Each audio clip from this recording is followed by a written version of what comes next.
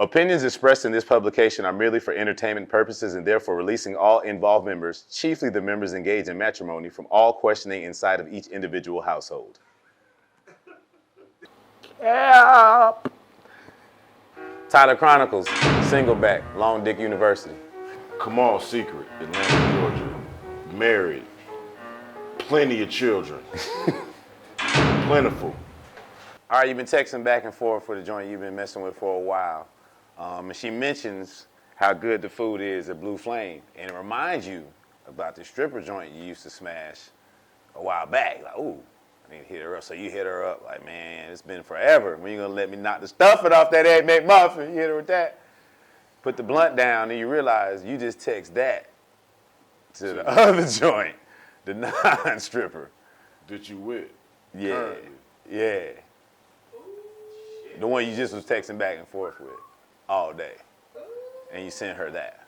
Like it's been forever, but you literally had just been with her. Oh, I feel like that's just, you know what I'm saying? We just playing. That's a joke. You know what I'm saying? Like, that's easy. Let me not. It's been forever? It's been forever. It's been forever. It's been forever. It's been forever. I'm with you though. I think I kind of was with you. Go ahead. Let me hear your answer. Nah, I mean I feel like that all depends on her response to that. You know what I'm saying? If y'all fucking, then let me know. Oh well, you want the response? McMuffin. You want the response? What was the response? Nigga what? Nigga what? Yeah. Yeah, that changes things. Yeah. It's a nigga what? Nigga what? Question mark. Oh, it's like, and I'd be like, oh, you ain't get it? You ain't get it?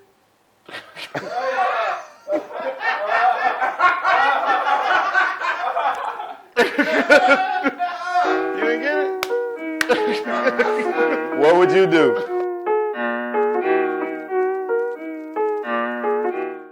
Millions of motherfuckers that like to laugh. And there's a lot of motherfuckers that grew up watching me, and I ain't know that. You know what I'm saying? Oh yeah, cause you been on to me a long time. Woo! Yay! Rolling. All right, we up. We up. What is he coming? You calls and texts. You know, Reemo gonna Reemo. That's what we gonna let Reemo. Reemo got repoed. Reemo was looking for stage time too. A lot of, you know, we still, you know, Reemo just started by doing comedy. What? Oh shit. About 3-4 years ago. Yeah. Like stand up, right? But this is like Just a lot of acting and shit. You know. Kamal's only how many years is now, Kamal? Shit, 4, 3. 3 years, but he was doing this was his podcast. He made this up. This is, I was. You know, I quit too. I quit stand up. You know. How long did you quit though? Maybe my first time at a club, I got booed by 300 people. So what you gonna All do? 300 of them? I think everybody doing it. My homeboy had enough time to go. We can talk about it. I almost got booed at Grambling this weekend. Ooh. So I wasn't feeling great, but I just know in the set I was my head was hurting, and I said, "Oh, I don't care if y'all laugh.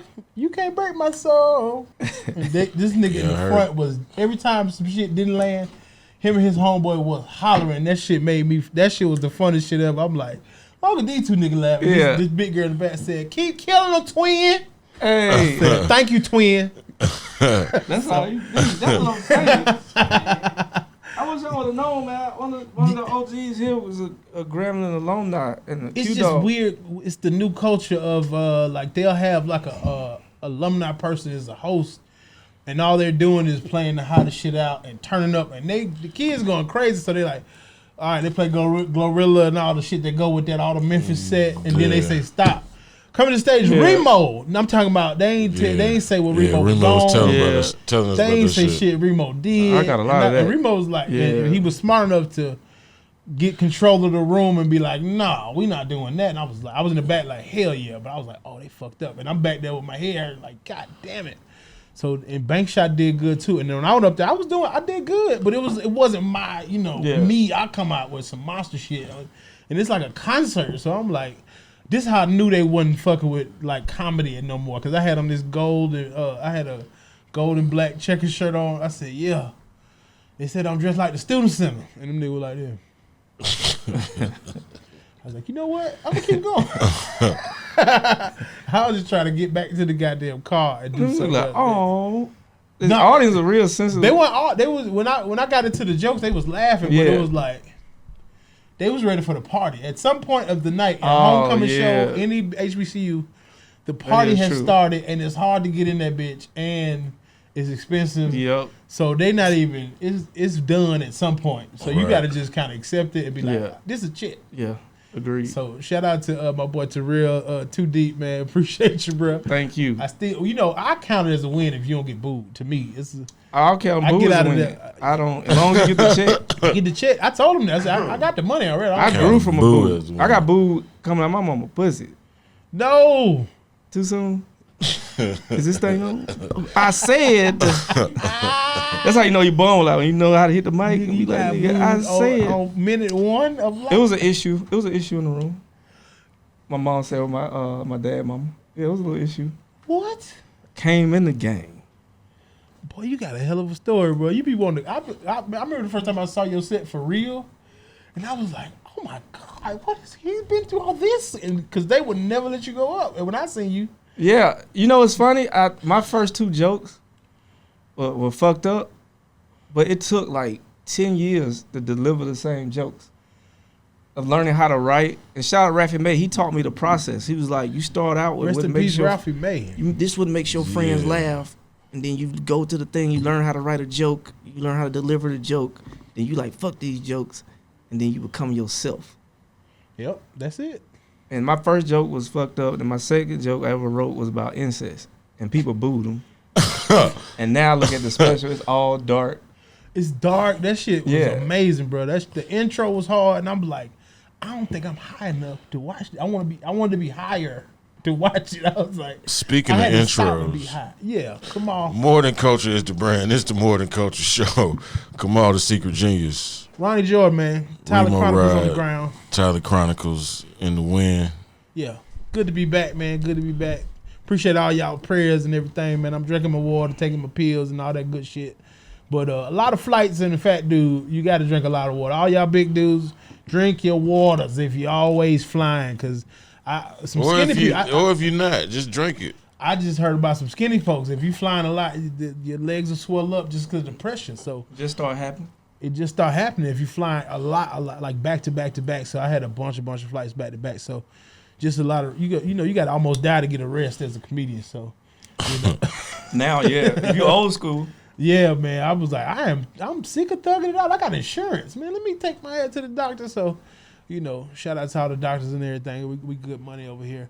But I got Byron Bowers, ATL's own, bro. I didn't know you was from Athens originally. born in But Athens, yeah. raised in Atlanta. I got New both special A's. out on Hulu/FX. / You know what I mean? What's the other slash? Disney. Shout out to Mickey Mouse for giving Bomb. your boy a Disney, shot. you know what I'm Disney. saying? Spiritual nigga. Spiritual nigga, boy. That shit hard. I Coming just to like Europe the and name. Australia in a few weeks. Spiritual nigga. That's the name of the special. They call it spiritual when on Disney, but Hulu and FX call it spiritual nigga. But me and Mickey worked out. You know what I mean? We dapped each other up. He had them big ass white gloves on.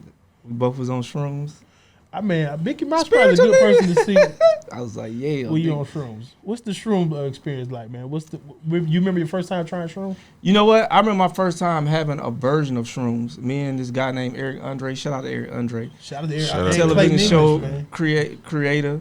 And Clayton English going through They that. suing the shit out the police. And Shout I hope out they to the get police. I was everything. like, man, this is a new time and day when comedians. They do that, man. I remember being stopped before I had to get on the floor. I'm like, Yeah. damn, didn't y'all search me already? I got stopped in Cincinnati, but I understand because I was fly as hell. I had on a wool coat, You- 3/4 of them you cops too saw much. me. They was like, you. And I was like, I know. So you was the goddamn Frank Lucas. I had the Frank Chinchilla Lucas rule. coat on. Chinchilla rule. Go Coming check coming down nigga. that tarmac, and we all looked at each other and locked eyes, so Nigga, where is you coming from? yeah. That's what Because I was like, yeah, I'm in Cincinnati, and everybody else had on jerseys. You know what I mean? You got They let the real 3/4 dope boy line. by, and I was like, I felt like I was doing a favor for the niggas who had You the real took- shit. Yeah. Yeah, you had to Yeah. take Because they weren't gonna find nothing in my bags. Some people gotta take the fall for hip hop sometimes. You got, as long as you know what you're doing for the game, you Yeah. know what I'm saying? Smile and That make you a spiritual nigga though too. I feel your spirit probably knew I gotta take this sacrifice for these Yeah. these gangsters. because somebody need their medicine. somebody grandma or somebody hurting, Somebody and they need needed that to get that medicine across the border. So I'm in El Paso, Texas, and I met a pharmacist, and they gave us some pills, and I found out that pharmacists get grants from the government, and they make back pain medicine and stuff like that. But then with the extra money, they try to make a name for themselves on the street too by creating street drugs. So the pharmacists is trappers too. Do they make First music? off, can I tell you something? Yeah, man. How you think Oxy and all that shit get on the street? Yeah, I was gonna Yeah. say a lot of the if you bless and you trap or whatever, but a lot of the people at the top are white collar. That's why they get away. For sure. The niggas on the street are replaceable. They come, and then even when you on the street, you only could get so far because the gatekeepers are all corporate people. So is it like in the old 70 movie, you turn the chair around, the man. Yeah, The white dude in the chair. or it's a brother, He- or it's an Asian dude. They always look like Joe Biden in them 70s movies. It's like an older white man. Joe Yeah. Biden. That's funny. So anyway, this pill, he was like, "Hey man, you take this pill, it's 2CI." I'm like, "What the fuck is 2CI?" And they was like, "Oh, it's like Molly and LSD in one." What? And I ain't have no idea what either of them was. So I was like, "Oh, okay." And I'm looking like, "All right." And so we going through Texas, and Texas is known for pulling over tour buses. And Willie Nelson just got stopped. Oh, So I'm like, if they stop Willie Nelson, we ain't got no chance. So we took this pill before dinner. We going to steakhouse. And, this is time when, we meditating and shit. So we take the pill. We going to meditate. We meditated. Eric was like, I'm going to go to the bathroom, brush my shit. And I was like, all right, I'm going to drop my headphones off.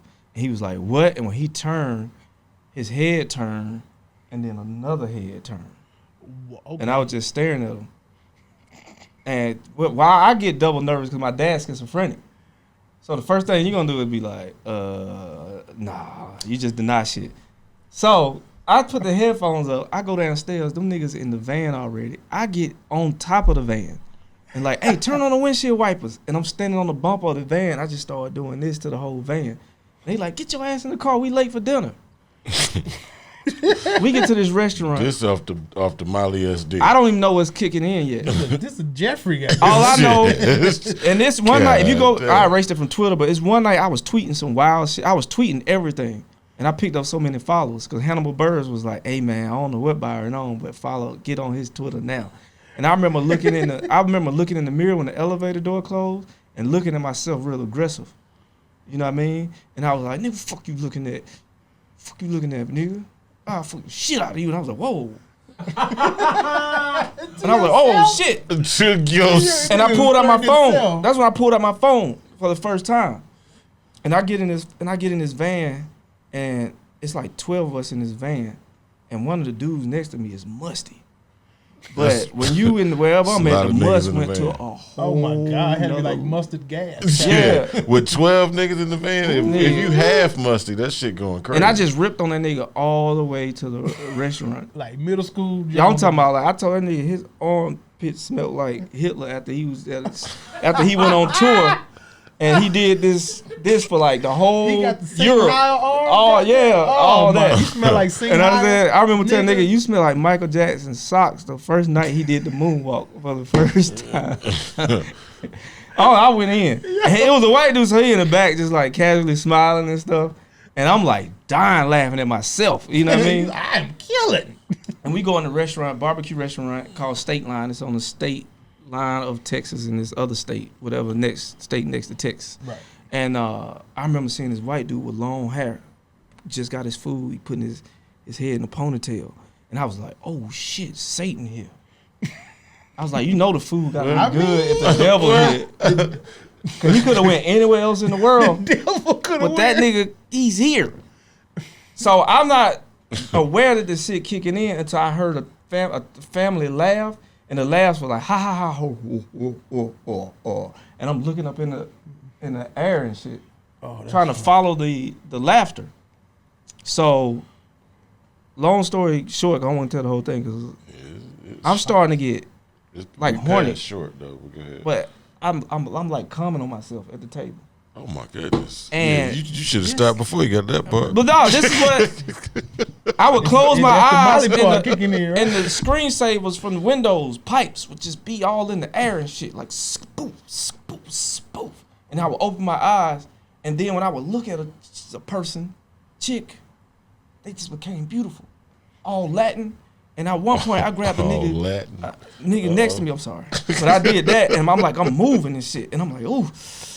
What did you do when your friend is busting? And I'm like, you leave, bro. You leave that they nigga ended up where carrying he me out at. of the restaurant, but it just kept happening back to back. I wouldn't. You Last thing I would have did. But it was no liquid coming out, and I was so Last confused. thing I would have did was put my and I hands can't on explain it, and I'm apologizing. Like, man, I'm sorry, but I ain't never felt no shit like this before. And then like the chick don't know what's going on because I'm crying, like I bust out crying because I asked for baked potato, and they was like, we don't have it to go with my steak, and all my bad memories flashed in front of my eyes. And I bust out crying at the table. But long story short, they ended up carrying me out the restaurant. Eric disappeared, and I was like, what the fuck, Eric? He in his bathtub in his room, his dick was the devil to him, and he was threatening to cut his dick off. So they got him out the restaurant, you know what I mean? Because I thought I was having a bad trip. Turned out I had a good trip, and he had a bad trip. God damn. So we get on the bus, we all settle down. It's None 7 of that hours. shit sound good to me. It's 7 hours, bruh. First off, let me tell you something. If you came 20 times, sitting at a table, Listen, man. 20 times, nigga, like boom, and then you like, you tired, nigga, give me some water, woo, and then you back, like it just start all over again. Nigga, this is like past being 18 when you buzzing. I feel you, but I don't. You like black-tailed man. That don't So, sound like that. vintage. Now, just busting. And you trying to be quiet, like that ain't good. and you normally don't make noises. Oh, that's hilarious. And you like funny as normally hell. a quiet karma. And But you saying that's a good trip? that was a good trip. Okay. That was a good trip. And then we on the bus, and the bus get pulled over. Bus driver like, we gotta stop. Police coming. And Eric tried to run to the back, but it's a sliding door. And he thought it was a turning door, so he like this, banging the door, boom, boom, boom, boom. And the cop get on, and he was like, I'm just looking for illegals. And we just grabbed each other like, illegal what? And he was like, aliens. And we was like, oh no, ain't no illegal aliens on here. And he was like, all right. So that was one of my first trips. And I tweeted everything, but not thinking that I was on this corporate Adult Swim, shout out to Adult Swim tour, because we supposed to go to the strip club, and they shut the tour down. I ended up being locked on the tour bus, and I was like, man, when we gonna go to the strip club? I got a few more in me. You know what I mean? Well, you was finna explode in the strip In the club. strip club, you bust busting at in the restaurant. Come on, man. I would have turned into glitter. That would have been the last level, goddamn. You turned into. But Ari, 2014, Ari Shafir, the comedian, took a bunch of comedy store guys to the desert, and we did a high dosage, a hero dose of mushrooms. And that's when I met God, and God let me sit in the driver's seat, and I became God. And I was What's able a hero dose? What's the grams of a hero dose? The amount it take you to see around God. 3.5 to like 5. Dolo by Everybody yourself? did that to the face. Yeah, you. At one And time. you shoot up so, but you calmly shoot up so. It ain't like when you do acid like acid digital. Bow. Mushrooms like analog, right? But that's when you have the visuals, and it was shooting stars, and I was able to control the sky with my hands, and all the sacred geometric patterns came up, and the third eye opened, and the secret to the universe, and time traveling, and all the healing and stuff you hear in my special had begun. Well, that's hard. I was waiting Outkast to get back together before I tried mushrooms. Oh, those albums make sense. You do that man. and listen to when Dre talk about time traveling, mind unraveling, like it's like that. It's like, cause you realize, like I said, the present is now. You ain't thinking about the past. Ain't no trauma. The slavery thing, all that is gone. The black hardship is gone. You a human. You having a human experience. You ain't worried about the future. You like right here. So imagine how you feel when you feel in this hat and you ain't thinking about nothing else. You really get to enjoy the thread count and everything on this hat. You know where that fabric came from because it grew from earth, right? Gripping that motherfucker, You bro. grew it from earth. And Do you have to created prep that. before you do it? Like, what's Bruh, the like prep? that shit. It's good to know. It's good to know. Nobody made me want to do mushrooms less than hearing you talk about it. Because everybody want to get high and party, but they don't want to go to the thing that's going to be change your life and your family's life for generations. Man, Right. for generations. Generations, brother. That's what mushrooms has done for you, you saying? Yeah, because once you heal, your family heal, everybody around you heal, and if not, they will no longer be around you because y'all energies don't match. Y'all not on the same frequency. I got a drive or two, man. I'm finna turn up. What's happening, bro? You're not talking about the same things no more. You trying to move the culture forward for the culture. Like literally. Whatever that culture is. Whether it's people that went through traumatic experiences, people who deal with depression, people who deal with sadness. You feel like you have an antidote to help them deal with that because you've experienced that. And I'm like, damn, this is what Moses went through. Moses. Yeah, when Moses talked to God, this is what he went through. It makes sense to And me. he got the message, and he wanted to deliver to people. That's why I came home to do my special, to deliver a Come message on, man. to my people who grew up in a city that is distracted by a lot of things. A lot of outside people want control of the city, and we don't know it. Oh, we know it. They've been trying. Well, They've been trying. they're buying it up. We see them Yorkies yeah, and they shit all in the making West End. Well, that's that, but you got to think about the outside people, the Southerners who want the political part of the city, 'cause they know where the black money at. Yeah. So they're going to move the stadium to Cobb County. They know the dollars going to come out there, and all of those type of patterns that come together that unlock. I did Shrooms, spiritual nigga. Hey man, now I Yeah. feel dumb. Like that jacket was hard. That's, The jacket, all right, you asked about the jacket. Let me tell you about the jacket. It's a black dude who was supposed to make me a jacket. right. I wanted to wear all black because I was in Paris last year. I did not like the fact that niggas was beefing over you ain't in Atlanta, you DeKalb County and all that shit. I'm Oh, yeah, in the Paris non-Atlanta and girls I'm mad because I'm in Paris and nobody's repping it. No parts of Atlanta. It's either L.A. or New York. And when they wear L.A. or New York shit, it's a jersey from the airport.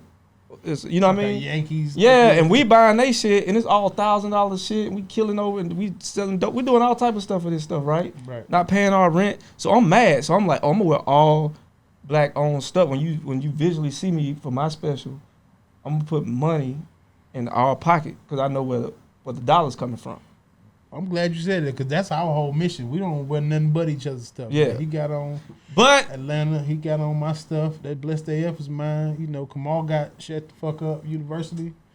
so All the culture merch coming out. coming out. So I want to grease it up already. But No, that's yours, bro. You can do whatever you want to it. the niggas didn't have the stuff ready in time. I'm apologize for what he gonna do to you later on. Oh yeah, y'all gonna get to know each other real good. No, it's gonna be good. Yeah, I No, know. I'm just kidding. But the person who was supposed to have my jacket didn't have it, and he lied about having it all the way to the showtime. The stuff was in Miami, and there was a black dude here who designed jackets, Damn, but I ain't gonna man. say the name. Everything just went the barber situation. If you look at the hairline in the show, that fell through. The hairline fell through. That is funny Man, as hell. we could have had Marcus Harvey over there on the job. And Come on, man. so the jacket, I hate to say, it was all French. Everything. And I was so mad because somebody had to go out and get it. And they was like, oh, where it is. And I'm looking at it and it's showtime. And I'm like, it's, I don't want to say the brand, but Yeah, it's yeah, all the stuff that I didn't This is what I want. exactly And I'm then, against this. and then, because I had on the off-whites. And then, rest in peace, Virgil, he passed. And then LMVH, or whatever those letters is, Louis Vuitton, Yeah. took it, absorbed this company. So that wasn't even black owned no more. Yeah, they do us dirty, man. It's weird. It's It's just business, but it's something we learning now. man. How you feel about what's going on with Kyrie right now? Like it's like a public lynching going on. It's weird. But man. this It's is like not it's not new to us. I didn't get into the specifics, but we know the pattern, right? And I think where we go wrong is we don't have that many. First, our leaders are wrong. We Yeah. look for entertainers as leaders, so that's a the problem. That's the wrong first way. And we issue, don't right. protect our leaders. And a lot of stuff we do should be quiet. We really could take the state if we move quiet, but they see us in the Benz, they see us in the Louis now. So they like, how can we get these dollars? You know what I mean? So I think I'm not the type I'm not a marcher, and I don't think we should ask for like reparations and stuff. Well, if they give it to us, that's a bonus. But I don't think we should wait on certain things. Oh yeah, we can't wait on shit. And especially in this city, we're a hustle type city. yeah, So I believe with that stuff, we gotta have more people fight in ways with everybody's strength. Whether you march or do all that stuff, and do it quietly. That way, and like Dr. Claude Anderson said, that way when a politician come up, you already got him in your pocket. Yeah, because Herschel From Walker college. annoys me so bad. Man, them commercials, I never seen landing in Georgia and seeing a Herschel Walker commercial, Bruh. especially being born in Athens, and he was the hero. He was the hero as a kid. That's what I'm trying to understand. I'm like, bro, this is the motherfucker who made me like UGA. My dad, I was born in Birmingham. We moved to Atlanta when I was 2. And he was Roll Tide. He still Roll Tide. We beef all weekend. But Man, that's a tough beef. because when I first started watching football, when I started liking it, I'm like, him. And then when I really started liking football, Garrison Hurst was the running back. Damn. And that motherfucker was a beast. So I'm like, this is who I like, And I'm like, nah, him. Everybody had a Herschel Walker throwback jersey in 02. You know what I'm saying? T, I got one on the 24s video. And I laying at night. I'm in the hotel trying to, about to beat my meat, and a Herschel Walker beating kid commercial come on. And they keep running the ad, you know what I mean? Damn. Yeah. And I'm like, what the hell? It's so weird. It's so weird to look Did you at. see him pull that badge out at the press conference? I ain't watched none of it. What? First he said he was a federal officer, right? Kamal? Said he was a CIA agent or some shit. It was like, you have no record of you. And then in the debate, he said something. He says he's an officer such and such. He's like, I am. See, He and put out a Party City badge. Cracker Jack Amazon badge. ass badge. Boy, This nigga Herschel, They man. had put Paw Patrol in that shit in about 30 seconds. The Twitters be going crazy. I wish we, like how you said, move in silence. I wish we moved in silence and acted that fast to some shit we could really need and use. You know what I'm saying? But that's once again, that's an athlete that trying to be in the position to be a leader, who made his name in different ranks. Yeah. Right? Versus somebody who is groomed. Like Yeah. Barack was groomed in Chicago, one of the most corrupt cities in this country. So he knew how to carry himself. Right. Whether he was a good president or not, he knew what to do. He knew how to have them relationships without the world. So I think we need to get to a position to where we can look 50, 100 years out like everybody else and take a nigga from high school, just like how we do our dope boys in the hood would give certain of us a pass. Be like, well, you gonna make it to the league, or you gonna do that? Like somebody said, groom them kids to be like, all right, you gonna be DeKalb counties, whatever, Right. and then you gonna be in this county forever, and we gonna help fund y'all to get there. And when y'all get in there, make sure we don't get pulled over by the popos. Bam. Yep. We gotta learn how to think. I ain't saying do that, but if I was in the game, that's the type of structure What's the I would movie the have. dude groomed the dude to be a cop? What was that movie? Was it One of the Our Irish? Town? Yeah, like Our Town or some shit like that. That was motherfucking. Like Ben Affleck. But you see how the There's a mob, bunch of we people not, in there, even yeah. though we, I can't think of the name of it. even though we niggas, it's been other groups treated fucked up. Yeah. The Italians, the Irish, Jewish people, they had the ghettos before we got in. Right. You know what I mean? I don't We think came it in the do- ghettos after them and was like, damn, why is shit so short? I don't think you should lose everything you got over a retweet. God damn. You know what I'm saying? Like what? Yeah, the it's a hell? little ridiculous what It's they're like doing, my man. boy. He probably It knows- is, but you see Bezos ain't saying nothing. Yeah. First off, you see majority of black billionaires don't say nothing. They know how to move. Right. You see Rockefeller and them big boys, they fight differently. They know how to move, right? So we gotta learn how to take that approach. Bezos put it out there. He ain't gotta say nothing about it. He ain't got no opinion about it. And it ain't him, it's other people that run this situation, and they might not have known about it. Yeah, you can put a lot of shit on Amazon. I see. But yeah, you can put anything up there. They want to take my shit, but it's all good. I still got some on Amazon. Thank you. Matter of fact, I got Amazon shares, so thank you. Twice. Hot. Boom. So yeah. I don't get into I try to find a solution to it. Cause all that arguing back and forth don't really help it. We've been through all that before. We need to find the common goal and like press. We do, for sure. And then we can still live our life like this and kick it, but on the low. Like they was doing in the 60s. They was plotting on, trying to Like get... Killer Mike said, shout out to Michael Rendon. You got to plot, plan, strategize, and organize. Mm-hmm. He just put it on the shirt and walk around. But it hit you. It hit you. That's a shirt. I'm telling you, man. It is. He wear it.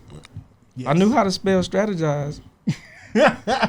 Now I feel dumb asking about horseback riding because that movie, me and my kids really like that movie. Oh, Concrete Cowboys? Man, yes. Man, that was dope. good, Let me man. tell you about a trip about that. I had a dream. I was riding a horse through a restaurant. And everybody in the restaurant was looking up at me. And I ain't gonna do the long version of this story. But It's a podcast, man. Shit. 3 days later, I got the call to do the movie. That's hard. And when I was riding the horse through the restaurant in the dream, the horse slipped. So I had to get a new horse. And we ended up losing the horse. And we shot a funeral scene. And that's when we shot that funeral scene. We was walking down North Philly. The people was on the stoop with the same look as the people in the restaurants. As we coming down the street on the Man, you saw it all already. That was crazy. It was trippy to see That see is it some again. trippy shit. Spiritual niggas. HULU. Spiritual nigga. Spiritual nigga. And going you know what's crazy, even boy. crazy? Shout out to Method Man. Cool ass nigga. They had a concert in town. Him and Red Man. And he allowed me to come with him and his brothers and be backstage with him in the concert. And that shit was crazy. The energy and the music, and it's like reliving a time period. But you with these motherfuckers that Yeah. you was listening to as a But kid. these niggas were bigger. This ain't the same. Oh yeah, Method Man, he doing power cleans on Man. Like I'm like, he ready for some smoke Bruh, for real, boy. and that's in shape. And like, I mean, I tried karaoke. I couldn't make it through a song. These niggas, they going hard. And Oh, Red Man Man- got a lot of energy and shit. yeah, they got a good stage show, man. Yeah. They one of they some of the best to do it. And it's older niggas that with one pan leg rolled up with goggles on. And I'm like, they still rocking the same. Yeah, they Same shit. living in the shit they like, nigga. Woo! When niggas get away from their wife, Shout out to boy, Boomer too. It was a guy I met named Boomer, had some boom juice that he made. And I took that, man. It was like, wow. It was like equivalent to like moonshine juice. man, that's what I'm talking about. So you say yes to anything you say no to. Like, what don't you do? What drugs like? So have you tried everything? Nah, hell Drug-wise? no. That I try to stick to the natural stuff because I'm a child of an addict. So I didn't smoke or drink really. Growing. That's why if you remember me from back in the day, I was real like trying to figure out and get out of certain situations. Like I didn't, when you try to make it out, you try to be.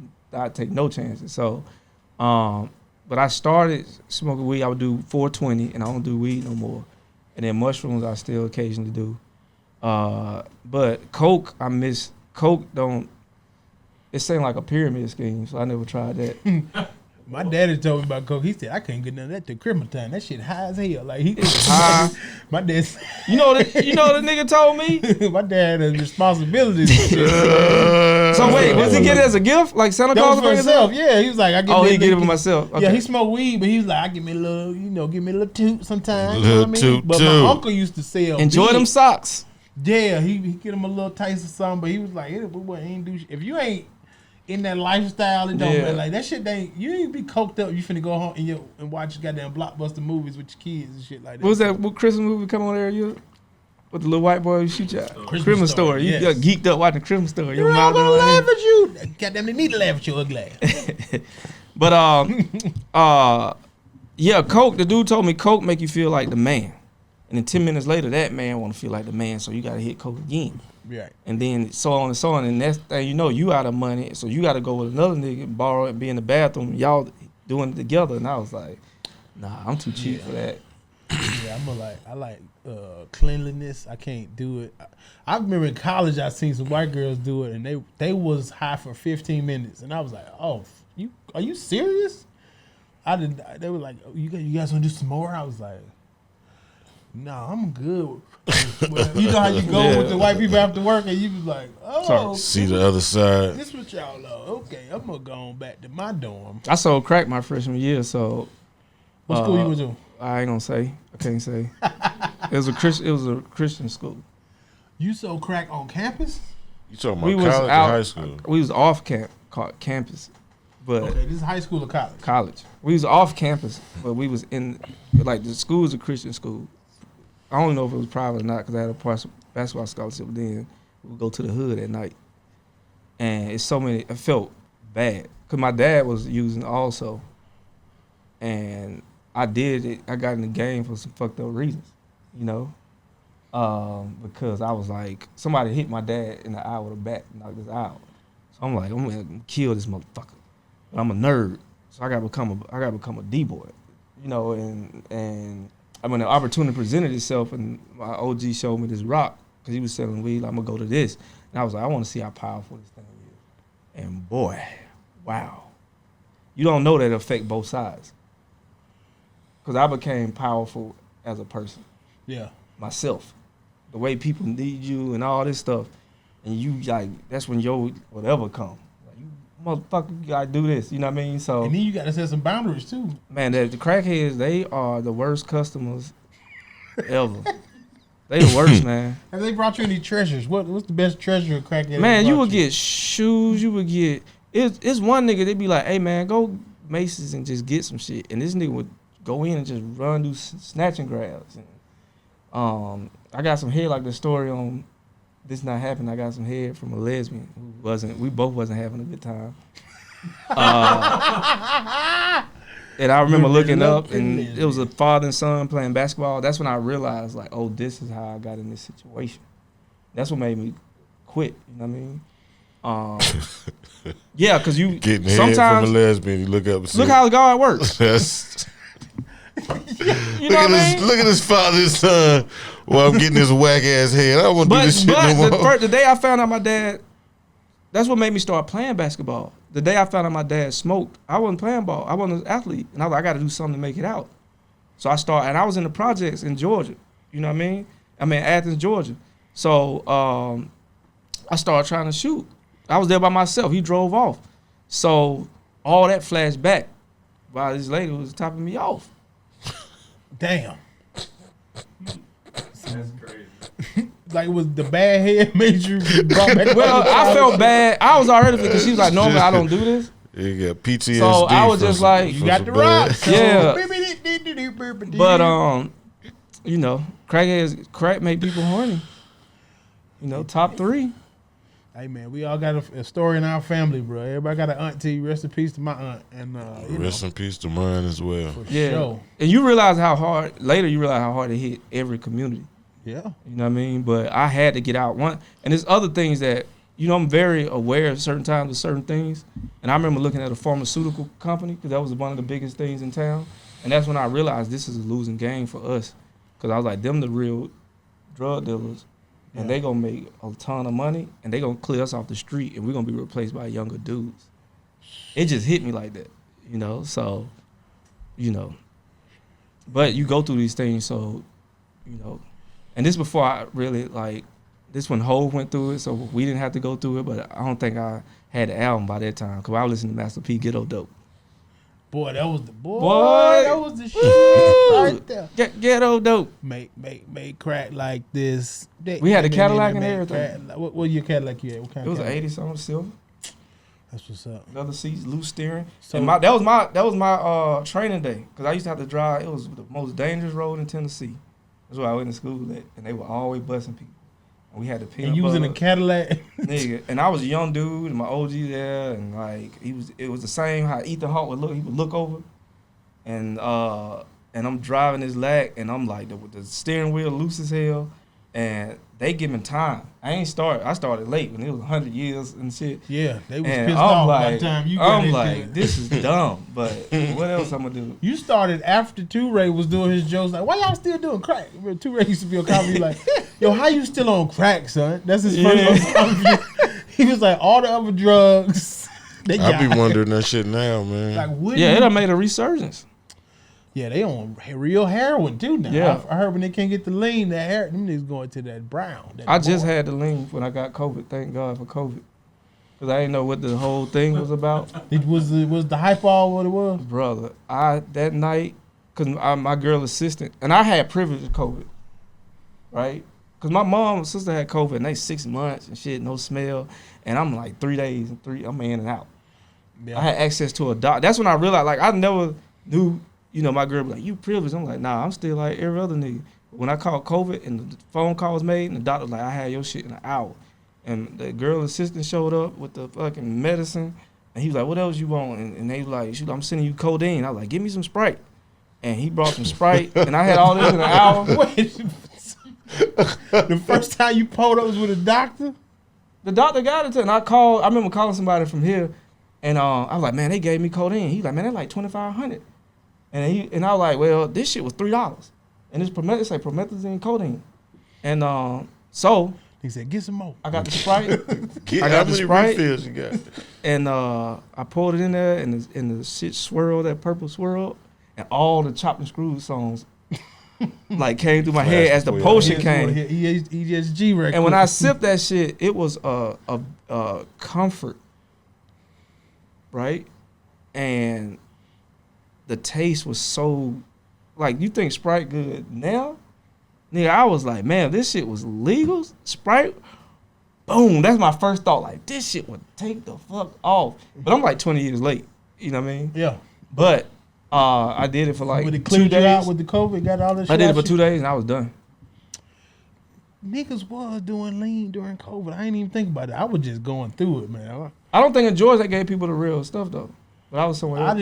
They was like, stay at home. I had to stay your ass over there. Oh, no. I had that privilege, like being on set. Like, my booty hole was goddamn going. yeah, somebody told me about that. 3 days later, I was negative. I was out in the wind. I made it through without getting it. I had a whole 2 Congratulations, weeks. but knock on wood, cause Yeah, it ain't no. I thought I wasn't gonna have it. And I was in friends partying. You know, French people beat like that. And got my ass. Damn.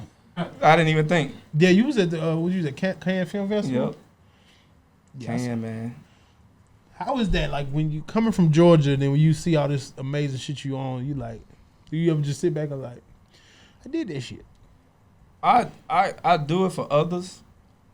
You know what's dope about not being a super famous person or a famous person? Niggas can look and be like, that nigga ain't that funny. I could do that. And that's what you supposed to do.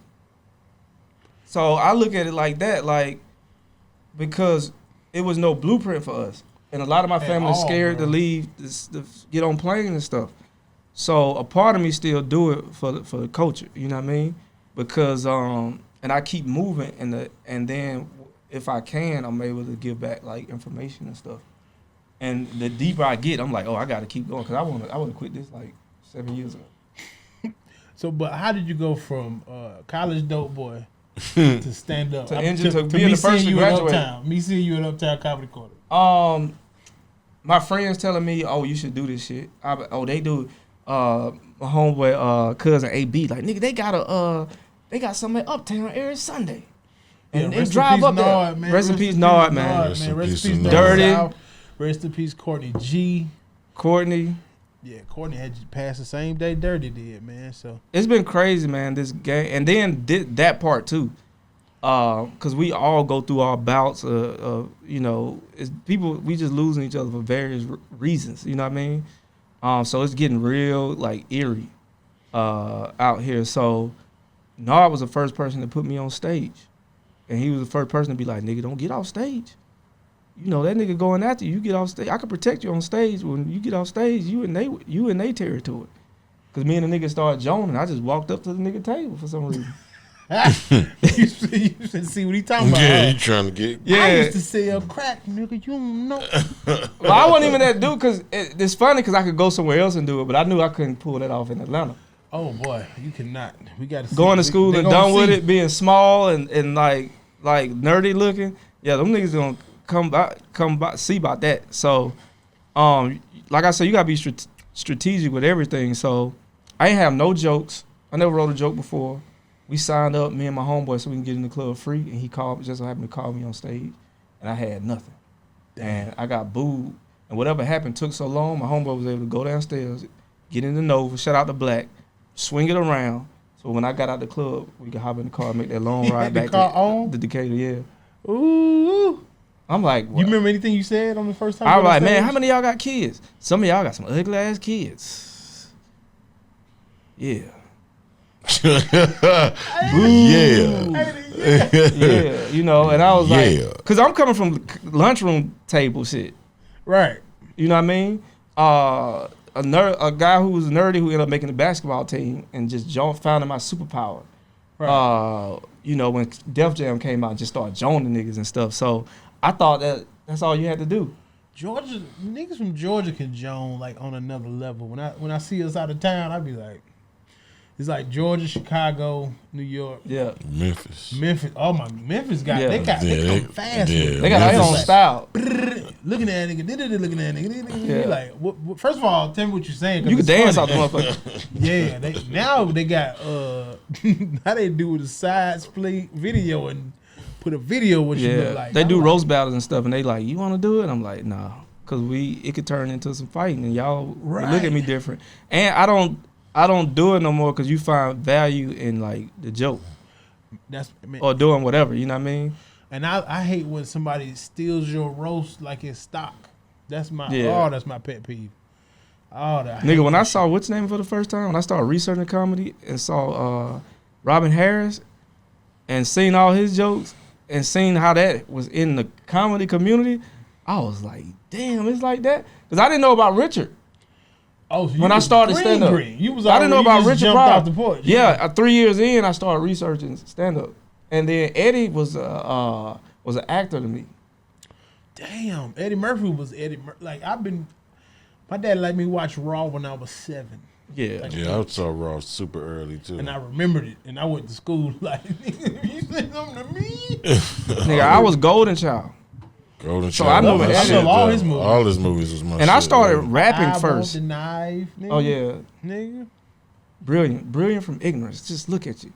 That's my favorite Eddie thing. No, my favorite shit on Golden Child when he was trying to get the knife through customs and he said, "Look at you, you don't even know what you did, but you did good." That dude was just looking Yeah, stupid. as shit. that's my favorite part of the movie.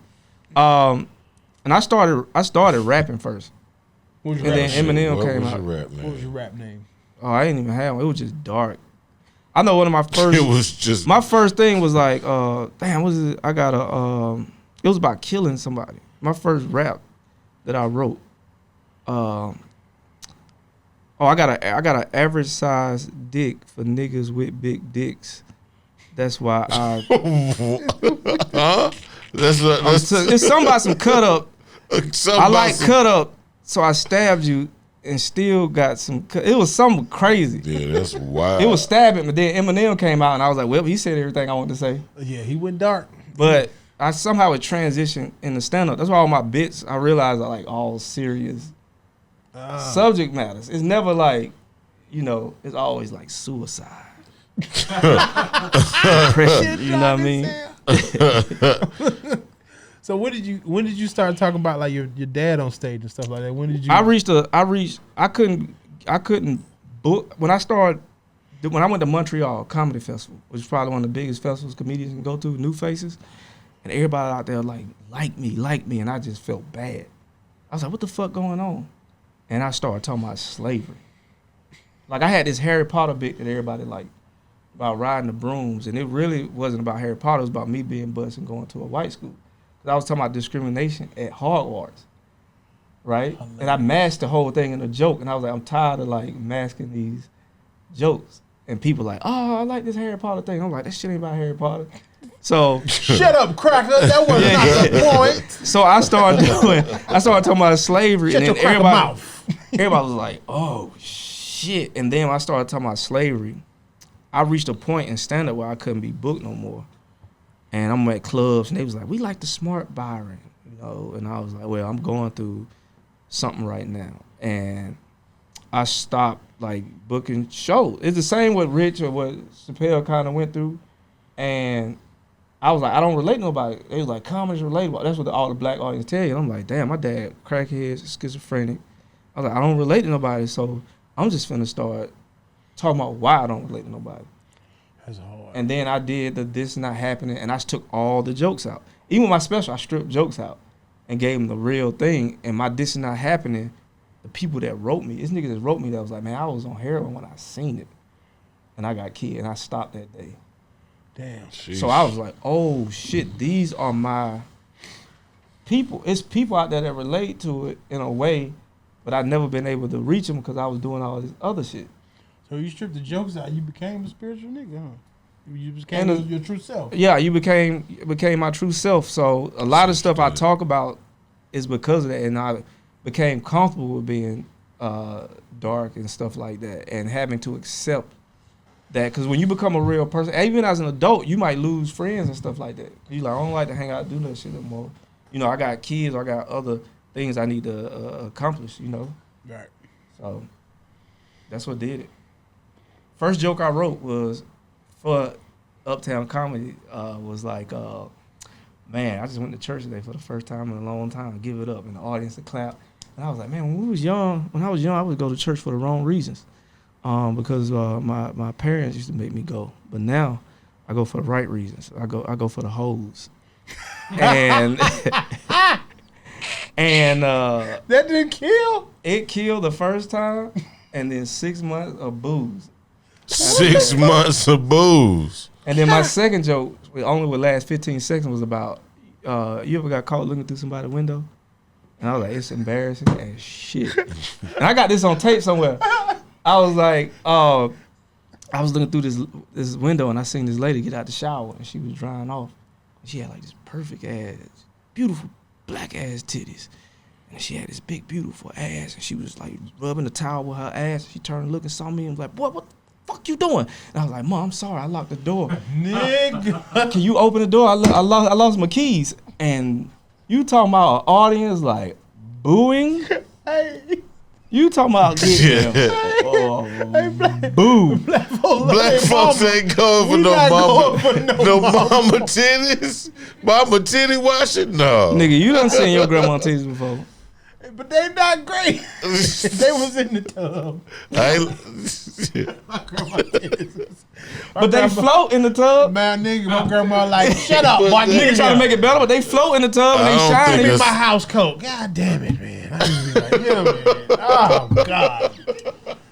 But the point I'm making, people out there who want to start something and don't feel like they're being accepted, is now I do similar things, but I learn how to do it with confidence now. But those things, you know, that's just what it was. That's the type of fucked up, you know, I ain't gonna say fucked up, that's the sense of humor I had that I didn't know. And then Ron G, who was going by Honey Mustard at the time. I didn't know Ron G's name was Shout out to Ron G. Honey mustard? John G. But that's his story. That's his journey, you know That's what I mean? funny. Shout out to Honey Ron mustard. G was like, hey man, he was like, you smart, and I think white people appreciate your jokes more. And I was like, but I write for niggas. And he was like, I think they appreciate it more. You should come to the punchline. And I went to the punchline, and I immediately just start working weekend. So I would do the punchline on the weekend, and I would go to Laugh-Palooza. That's why I met Clayton Thomas, Lil Rel, and all that. And then I would leave at night and go do the punchline shows. Damn, that's hard. I never even thought to go to well, people was telling me to go to Punchline, but I was like, I'm over here with the niggas. They like me. But you write, if you really think about it, you listen to my set, I'm still writing for us. We just don't appreciate it as much. Chappelle was like that. Like in the beginning, it wasn't a lot of black folks on Chappelle. People was like that. People fake like they was on Chappelle early.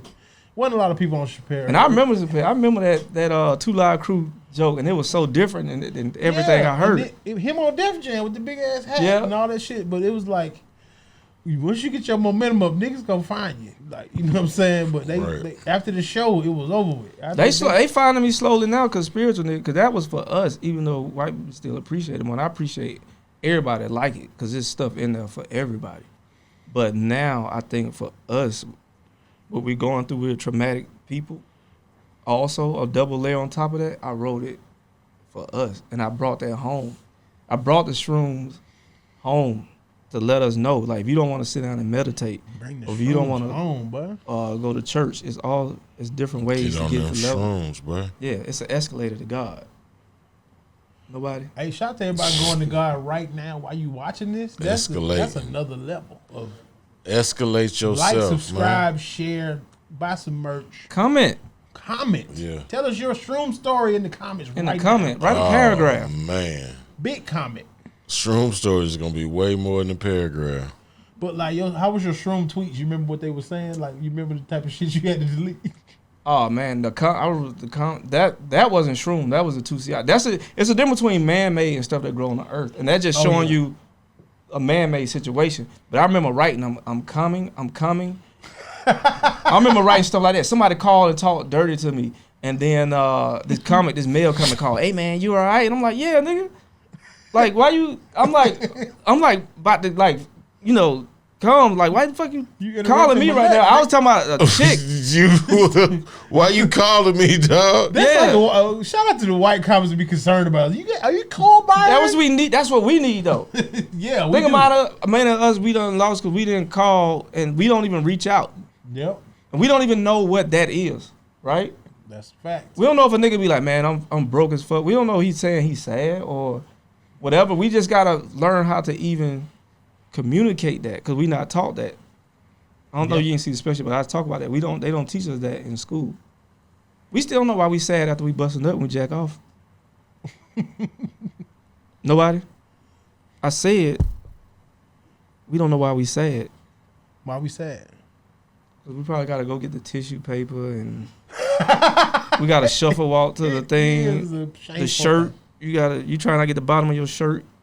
No glue on the bottom of your shirt. Ain't nothing like jacking off and then stepping on the Lego. You be like, you know what? Oh, that's a whole nother level.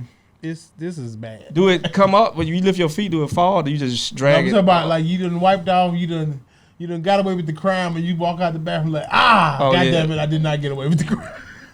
Damn. I did not get away with the crime. So fucking Lego. I mean, because of those things. But yeah, that was the tweet. But when I was on Shrooms, I got my Shrooms documented on my phone. I remember typing and the I key floated off the thing, and I did like this, and I pressed it down. Boom. It still work? Yeah, it worked, because this is how the mind works. Let me tell you some time traveling, because I know you're skeptical about this. That's why the Lord's pointing me in your direction. Universe. This is how time traveling works. And this is why it's hard to text on Shrooms, because you're such a present thing. By the time you're typing, you already in the past. You already did it. You already did it in your head. So it's hard for you to type because you got to think, oh, what did I say? Because you already said it. You already done said it, and you already know who you done sent it to. Right. You already know their reaction.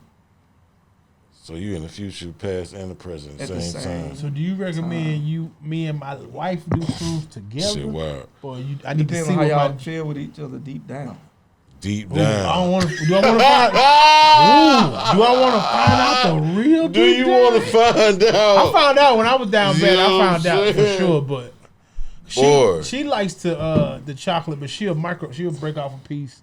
She'd rather have that than smoking now. She don't even really smoke no more. She'll just break off a little piece of chocolate, straight for a little while. Like, you know, it's better when you shout out to Furg. He on the microdose mission too. You know what I'm saying? Yeah, I think I've been with a person that I tripped with, and that was probably one of my last times seeing a female.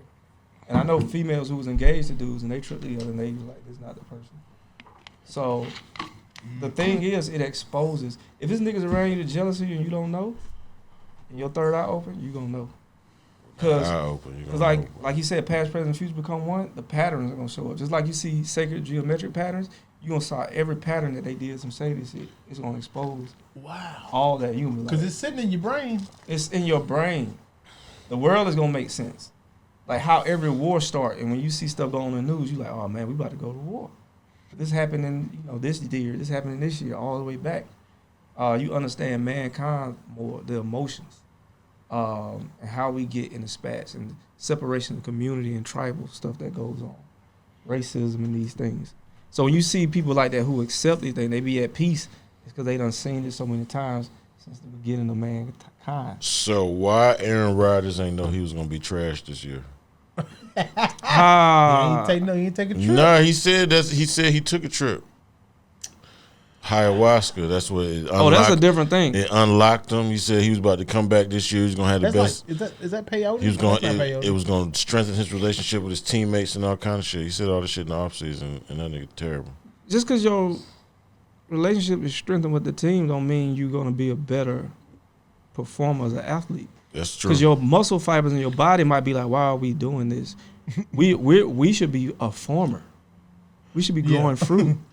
Dude, let's get a guitar. You know what I mean? Dude, You know what I mean? He Yeah. looked like he wanted a guitar. Just He sitting got a fucking But guitar. down. ayahuasca, I haven't They dealt with got ayahuasca, they and got a I banjo. did with DMT a little bit. I dealt with it a little bit. I didn't fully cross over because that's a whole different. These are whole different, separate things. You know what I mean? No, Like I know. shrooms, you know. So shrooms can open your third eye, but once you get into ayahuasca and these things, that's a whole different ballgame. That's like virtual reality. That's a fourth eye. You know what I mean? Yeah. And some people like to stay in that world, and that's when they get dangerous. So like how some people like to live on Instagram. Like to me, this world right here is your VR, or this is our Instagram. We should be doing that in this life. But once you Okay, escape to another phone, that's not right. That's a fact. Right. So let me ask you, just seeing behind the curtains, you seeing how it goes on in these exec meetings and stuff like that. Is there anything you could tell us here on the ground? We just around here ripping. So what should we be doing as comics in Atlanta? Should everybody have a script? Should everybody be organizing? And I learned, and you talk about patterns. I learned it's a lot of hilarious niggas throughout my youth sit around talk about niggas who ain't funny, but the niggas who ain't funny don't not paying attention to them at all because they out there getting that bread. that's a So fact. that's one thing of being aware of, even in your life outside of career, and these niggas might not even tell you how they did it. So ripping gets you known. Like I got all my agents and stuff from moving to a city with nothing and like building my name up, old school hustle way. And my agent stuff came from that. But what I didn't know through these years is by the time you have your meetings and stuff like that, you should already have your show ideas and your script ideas ready to go. They don't have to be fully written, but you got to know how to build a world, how to build characters, and how to pitch a show because you're already a performer. You're already pitching ideas that people might not agree with. Nobody came and paid to get drunk to hear you talk about suicide, but you made them listen to it, right? So they already show you got something that you could pitch. We don't know how to showcase. A showcase or a late night set should be showcasing what your show should be about. Because when you walk in a room with an exec, they only gonna look at 3 minutes of your shit. They not gonna follow your whole career and give a fuck what you done. You know what I mean? They think comedy is improv troupe. Yeah. So we already get disrespected anyway. So that's another thing. Like, when you start, you should already have your show ideas ready. So your 3 years or your 4 years, you come in with a full package. By the time you go in a meeting, you should already have your ideas ready to go that you can segue into the meeting. Because they're going to be like, where you from? What made you get into stand-up? It's all stock questions. Right. And you going to be, I took the meetings and realized, why the fuck these motherfuckers keep asking me this? But they filling you out to see whether you're going to be in the writer's room, whether you're going to be in casting, or whether you can't help us. We got to learn what we can give to the game. Not, we always go in like, what they going to do for me? No, what are you going to bring to the game? This is show business. This is a flip. It's still a flip game to them. Yeah. You know, still dope. Yeah, it's still a flip game. If you look how they do directors, they give them a little bit of money, do a commercial, boom, they knock a commercial out of the park. Here go a bigger budget, but small film, boom, short story. Here go a real film. Now you're working with 10 million. Now you're working with 5 million. Now you're working with 25 million. You know, so when you start seeing those patterns, you're like, oh, they're doing us the same way. And if you got millions of followers, you can leverage that on your own as well as partner with them. Got it. That's just a short version of. Yeah, that's we encourage the writing over here. We do not play no games. Shout out to Miss Pat Show. I talked to her yesterday. Yep. We supposed to be going back in soon. Yep. So yeah, Patricia. That writer's room is different, man. I learned so much just being there, and I you know how people be like, why don't you put you on? Why don't you put you on? Yeah. Like, this is when I was doing warm-ups. And I'm like, bro, it's a room full of motherfuckers that she got to sell them. They got to sell me on them. Yeah. So what Patricia did was, I'm going to let Ronnie go be Ronnie, do the warm-ups. And then the producer walked up to me. You know what I'm saying? Yep. The executive producer's like, this nigga funny. Yep. You know, so it's like, that helps. You hear that? And then with me on my end, my lady's a filmmaker. Shout out to Alma Harrell, who directed my special award-winning female director. Only 2 of them that won the DJ award. It might be 3. But She one of the tops. I learned a lot from her because she has to have the same meetings with me, calling 50 people and being like, yo, and then I got to be ready. Because if somebody, and that was the other thing I'll bring up, when you it's good for you to structure your team, right? If you're not the funniest person on set, you got to have the producer, you got to have the director, everybody that's going to fight for you. Because when you try to get your ideas through, normally they're going to be like, you should do it this way. You see how normal comedy specials are cookie cutter? Yes. They all look the same. The only reason I could get mine a certain way because I structured people around me with bigger, who believe in me with bigger muscle. So we all went in together. And that's what I want to say. You don't wait for nobody to put you on. All y'all get strength up.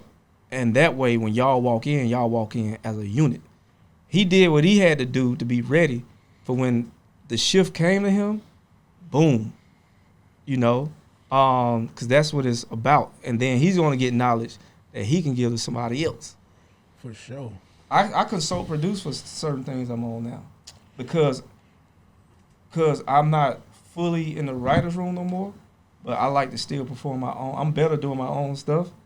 It's been a way that I could write, even in certain things, my part. That's dope. Right? So that's going to showcase other things. And that's brain goes to the intro of my special. I did a version of that. I'm like, okay, I could do the stand-up, but look what else. I got 4 other things that I'm about to show you I could do.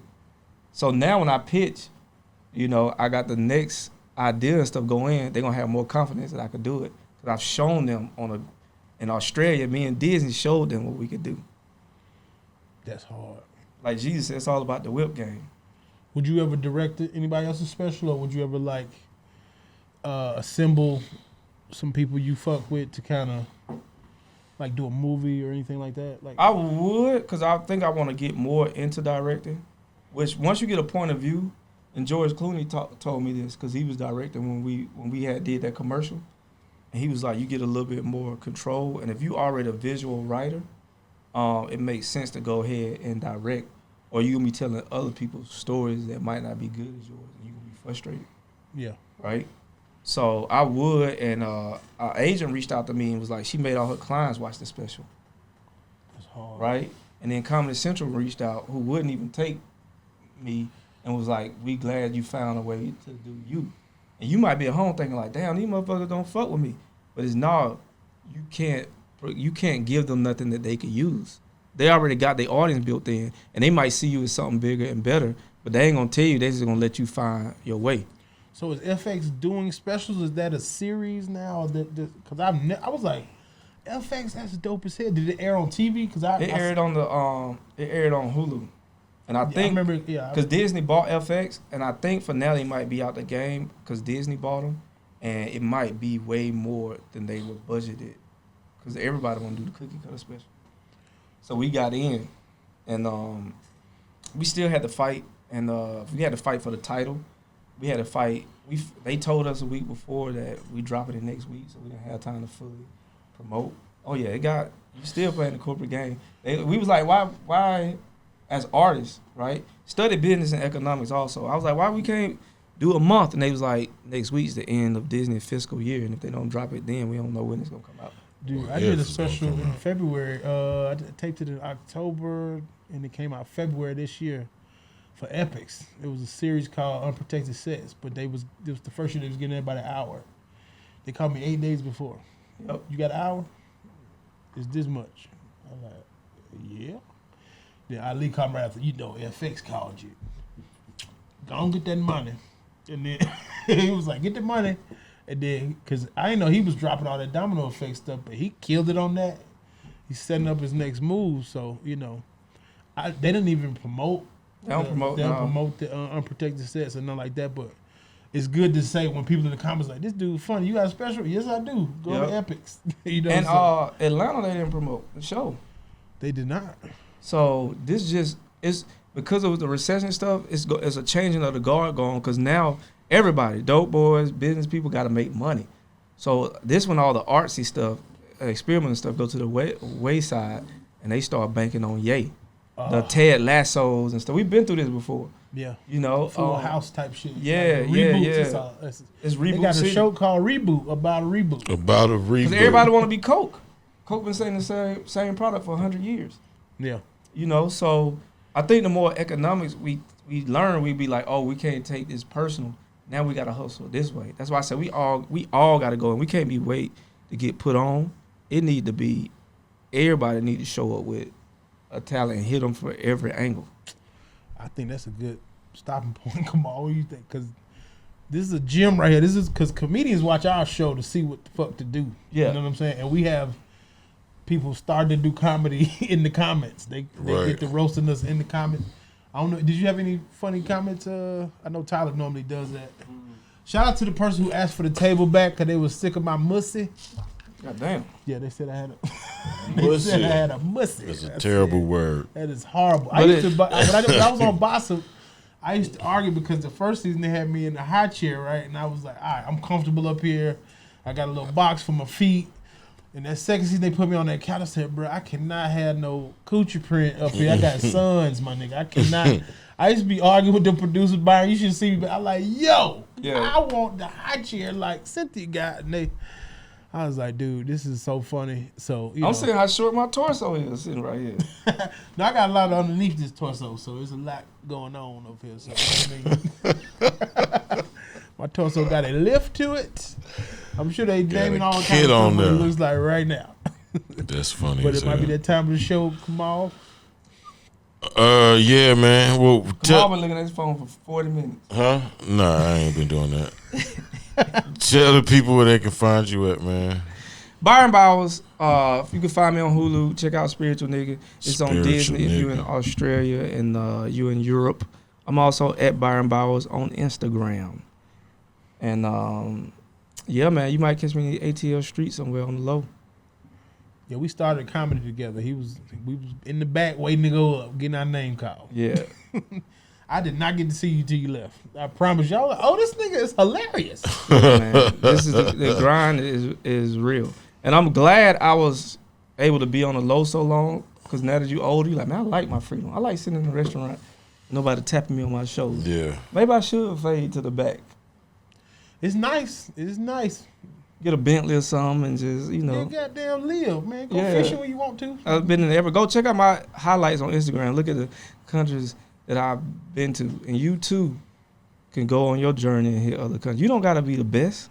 No. Fuck all that. You just got to do shrooms. Go dogs, cause goddamn they whoop their ass. Yeah, man. Weekend. It was disrespectful for them to be ranked number 3. Whoop. They knew that. They had that on their heart. They That was was- number 3. That was just Did Vince disrespectful. Dooley die? It was over with. I said, oh God. Oh, I didn't even know Vince Dooley did. Vince Dooley died. They went crazy on them people. Shout out to Westside Athens too. When I was up here, I would call it Watts. They were like, "Yeah, you from Cali?" I'm like, "No, Westside Athens." I live on West Side of Athens right now. Parents went to That's Clark what Central High that's School. what they call it for real. That's what I called it. Oh, Yeah. okay. My wife went to Clark Central. What year you graduated? No, What I grew up in Clarkston Hill. My aunt, my mom, went to Clark Central. Okay, cool. Yeah. All right, man. We like to end the shows with a segment we call Secret Genius Life Coach, where I give the people some words of wisdom, get through the week, get to the next episode. I am Kamal, Secret Genius. The words of the week are this: trolls die if you don't feed them. Just stop talking about them people. Stop saying their names. Stop responding to them. And they die. They live off attention, so don't give them none. That's all I got. Boom. Boom. Out. Help some goddamn body. Play that troll soundtrack. Give me that troll music. More Than Culture is the brand. It's the More Than Culture show. Kamal, the Secret Genius. Reemo Rod, Tyler Chronicles, Ronnie Jordan, special guest, Byron Bowers. Get you some merch. Yeah. Yeah, merchforhire.com. I'm sorry, shit. We out. Merchforhire.com, officialblessdaf.com.